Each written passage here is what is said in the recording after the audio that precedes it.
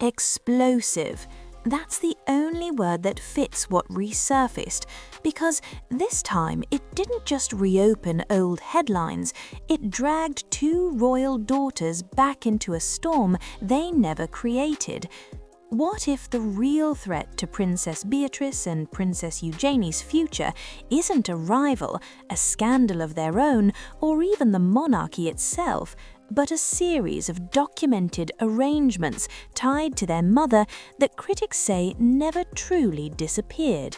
5 days after that pervert was released from prison, Sarah Ferguson was taking her daughters, or offering to take her daughters, aged 19 and 17, to have lunch with a paedophile. You could not make up what self-respecting mother, let alone Sarah Ferguson, would think that was an appropriate way to behave. For years, Sarah Ferguson has been a tabloid lightning rod. The 2010 cash for access sting, the global media frenzy, the public apology, and now newly revived disclosures and reported emails that have once again pulled the York name into uncomfortable territory. But here's where it gets complicated. Because when people use the word betrayal in this story, they're not necessarily talking about private family feuds. They're talking about something colder: reputational fallout, collateral damage, a cycle where headlines resurface and the daughters absorb the impact. So tonight, we're not speculating, we're breaking this down step by step. What's documented, what's alleged, and why the timing of the latest disclosures may matter more than anyone expected. And there's one specific detail buried in the reporting that changes how you see the entire narrative surrounding Beatrice and Eugenie. We'll get to that before the end. If you want evidence-led royal deep dives that separate fact from framing, make sure you're subscribed, because once you see how this pattern unfolds, you won't look at these headlines the same way again. Let's get into it. Here's what most people miss. Princess Beatrice and Princess Eugenie live in a space that looks privileged from the outside, but strategically, it's one of the most fragile positions in the royal orbit. They carry royal titles, they attend high-profile events, their weddings were televised, but they are not senior working royals. That distinction changes everything. They don't receive the same institutional protection as the core monarchy. There's no permanent crisis management shield deployed every time a headline trends, no taxpayer-funded communications machine stepping in to reshape narratives overnight. And yet, they're permanently tied to the brand, which means they absorb the scrutiny without controlling the structure around it. That's the first vulnerability. The second is more subtle. Both sisters build careers in the private sector. Beatrice has worked in technology and business strategy. Eugenie carved out a space in the art world. Their professional identities depend on credibility, not ceremonial ribbon cutting, but boardrooms, investors, trustees, and brand partnerships. In that world, perception is currency, and perception can evaporate fast. Because when your surname is York and your parents are globally recognizable figures, separation becomes almost impossible. Every time an old controversy trends, their names trend too, even if they're not mentioned in the first paragraph. That's not coincidence, it's algorithmic gravity. But here's where it gets more complicated. Unlike working royals, they don't have the option to retreat into strictly private life. Titles don't turn off, media interest doesn't disappear. The public still expects composure, still expects loyalty, still expects silence when necessary. It's a tightrope.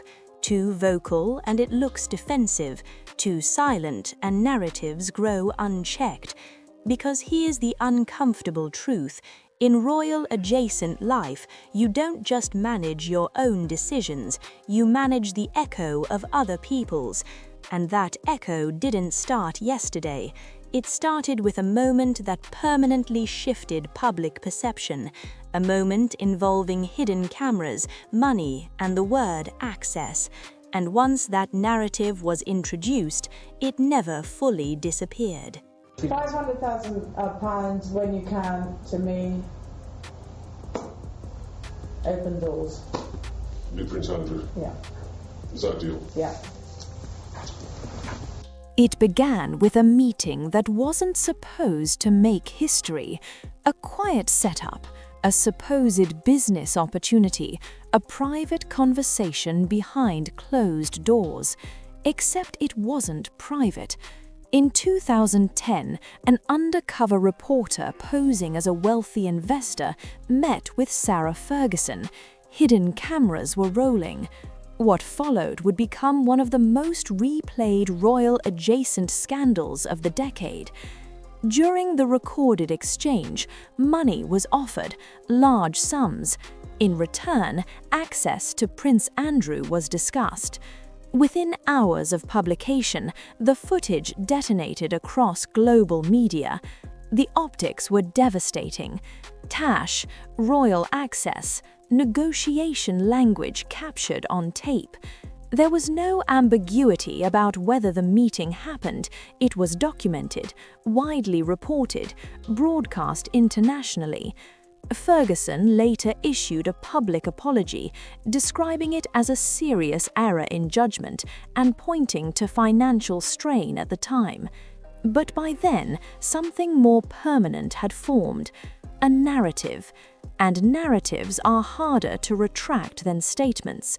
Because the scandal didn't just exist as a headline, it planted an idea that royal proximity could be monetized, that access might be negotiable, that financial vulnerability and status could intersect in dangerous ways. Whether that interpretation was entirely fair became almost irrelevant. The damage was reputational, and reputational damage doesn't expire neatly. Here's where it gets critical. Even though Beatrice and Eugenie were not involved, even though they were not part of the meeting, their names were inevitably pulled into coverage. Every article about their father or mother reinforced the same framework: controversy surrounding the York family. And once that framework exists, it becomes the lens through which future events are viewed. That's the part few people consider. The 2010 sting wasn't just a one-week media storm. It became the reference point, the shorthand, the historical footnote that resurfaces whenever new scrutiny appears. It changed how journalists framed subsequent stories. It changed how critics interpreted future associations. It changed how the public connected dots, even when dots weren't directly related. And here's the cliffhanger most viewers overlook. The sting didn't end the scrutiny cycle, it trained it. Because years later, when a completely different global controversy erupted, one involving court documents, powerful names, and revived investigations, that earlier scandal didn't sit quietly in the archives. It came back, stronger. And this time, the scale of attention was far larger than a tabloid operation with a hidden camera. It involved federal disclosures, millions of pages, and renewed global focus on anyone whose name appeared within that orbit. Which is where this story shifts from embarrassment to something far more consequential. Former Duchess of York Sarah Ferguson has been labelled desperate and a degenerate in the latest instalment of the Epstein files, with emails between her and Jeffrey Epstein revealing she was regularly chasing money and attention from the convicted pedophile. Just when it seemed like the worst was behind them, the story expanded. Not through a tabloid sting, not through leaked footage, but through court documents. Years after the 2010 scandal faded from daily headlines, US authorities released millions of pages of documents connected to the Jeffrey Epstein investigations. The disclosures were procedural, part of a broader legal process. But once the files became public, media outlets began combing through them line by line. And when journalists search millions of pages, names resurface. Among the reported details were references to past email exchanges involving Sarah Ferguson and Epstein. Major outlets summarized the communications, framing them within the wider context of Epstein's network of associates. Pause here. The document releases themselves are verified. Media reporting on the emails is documented. Interpretations of what those exchanges meant, that's where commentary begins. But in the public arena, nuance moves slower than headlines. And once Ferguson's name appeared again in proximity to Epstein-related reporting, the algorithm did what it always does. It connected dots. Not necessarily legally, but visually, emotionally, digitally.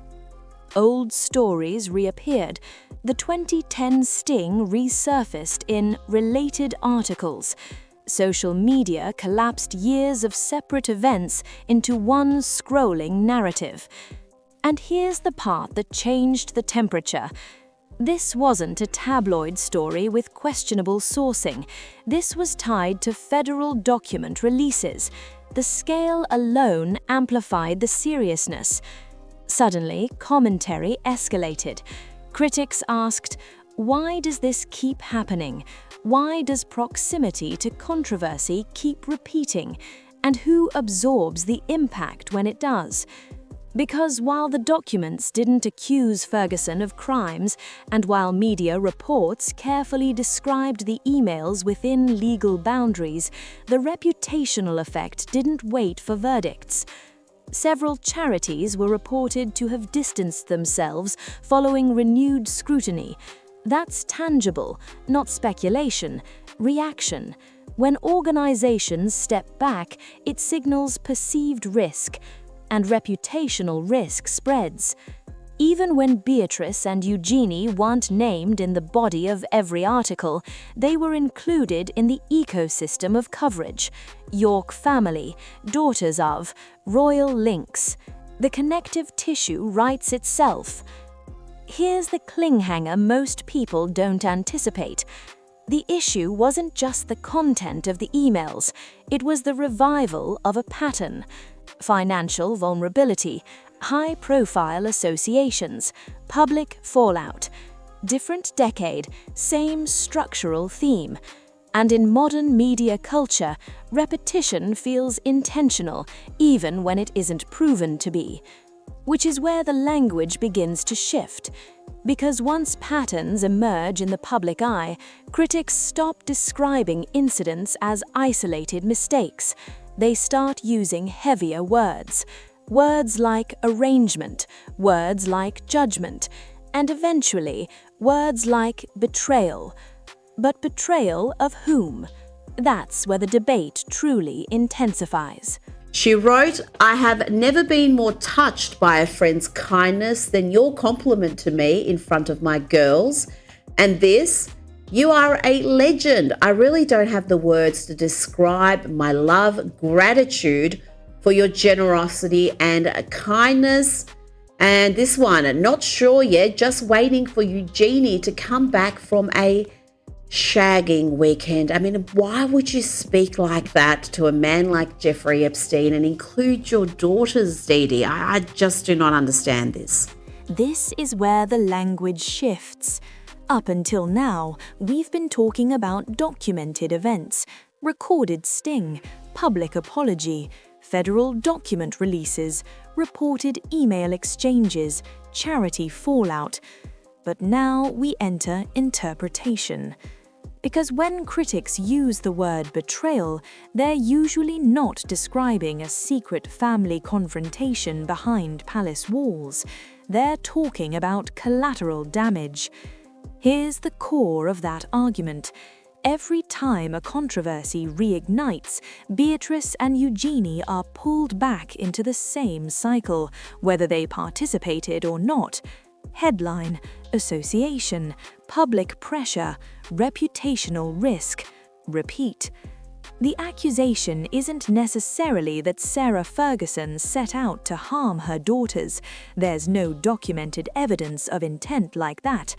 The betrayal framing comes from perception, the idea that repeated high-risk decisions placed her daughters in avoidable blast zones. And in royal-adjacent life, blast zones expand fast. Because unlike private families, they can't quietly absorb controversy. Their names trend globally, their professional affiliations get scrutinized, their silence gets analyzed, even if they say nothing. And here's where it becomes strategically brutal. The York sisters are in what crisis experts call a non-actor position. They're visible enough to be connected, but not central enough to control the narrative. They're referenced, but not interviewed, linked, but not leading the story. That creates powerlessness, and powerlessness in public controversy often looks like complicity, even when it isn't.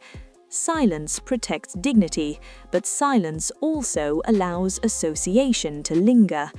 So critics argue, at what point does repetition stop being unfortunate coincidence and start looking like a pattern of choices that predictably cause damage? Not illegal damage, not proven misconduct, but reputational shockwaves. And shockwaves travel outward. Board members notice headlines, brand partners assess risk quietly, charities weigh optics. No one announces these conversations publicly, but in professional ecosystems they happen. Which brings us to an uncomfortable reality. Even if Beatrice and Eugenie are entirely uninvolved, even if they privately disagree, even if they wish the headlines would disappear, they can't detach from their origin story. They are daughters of a figure repeatedly tied to controversy, and in media ecosystems, identity often overrides individuality.